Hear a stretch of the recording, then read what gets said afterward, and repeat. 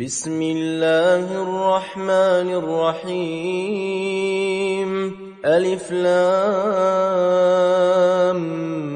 ميم ذلك الكتاب لا ريب فيه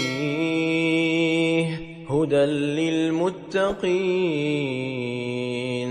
الذين يؤمنون بالغيب ويقيمون الصلاة ومما رزقناهم ينفقون والذين يؤمنون بما أنزل إليك وما أنزل من قبلك وبالآخرة هم يوقنون أولئك على هدى من ربهم وأولئك هم المفلحون إن الذين كفروا سواء